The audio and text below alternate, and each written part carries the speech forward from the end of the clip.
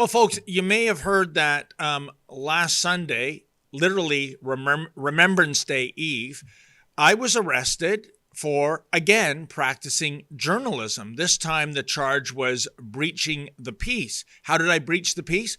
Well, I went over to the pro-Hamas demonstration to specifically to query these four gentlemen dressed as Orthodox Jews. They're part of a cult. They stand with the Hamas terrorists, if you can imagine, because their premise is Israel is a non-existent state. Oh, by the way, they totally milk Israel for all its social benefits, but never mind. And I just wanted to know why the chickens were standing with so many Colonel Saunders. And as you can see on the video, the pro-Hamas people erupted with outrage. No chance was I going to get to interview their useful idiots. And then one of the little junior jihadis, I don't know if we can see him. He's the one in the skirt for whatever reason. He told the police to arrest me, and the police complied. And I told the police, look, my grandfather gave more than 5 years of his life in the Second World War fighting the Nazis, and I'll be damned, pardon my French, if I'm going to bend the knee to the Islamo-Nazis here in the city of my birth. But it doesn't matter.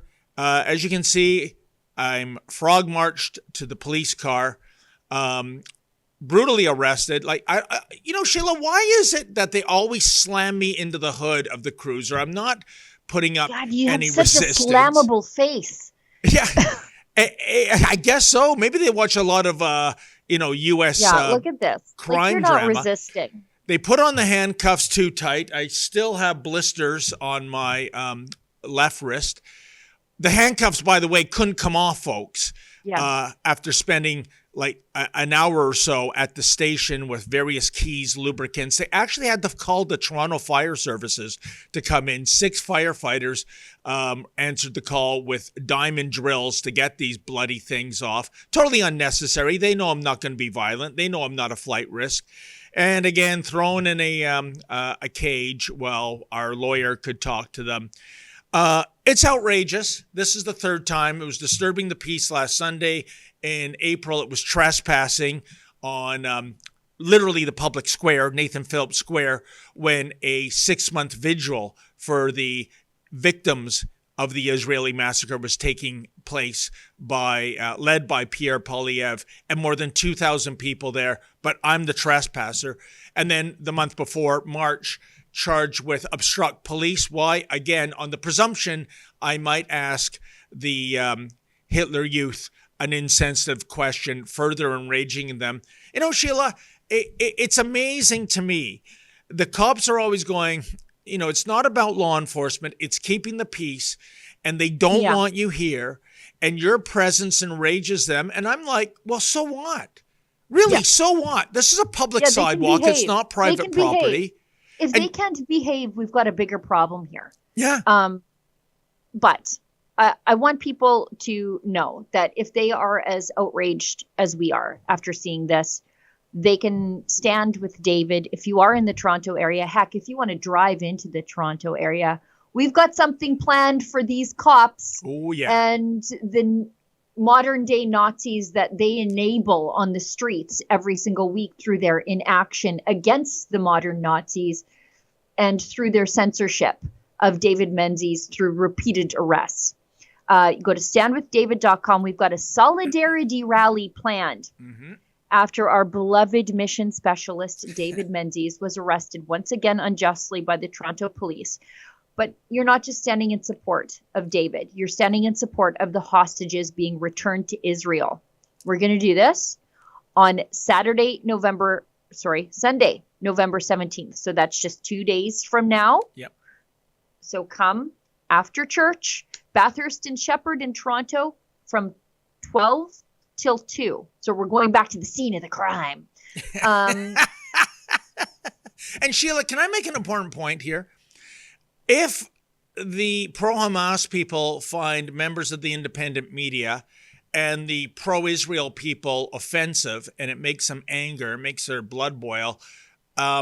Well, you know what I would do with the police if I was in charge of the police? There are literally thousands of intersections in Toronto. Thousands. Don't come here. These people, the pro-Israel types, have been there for more than a year.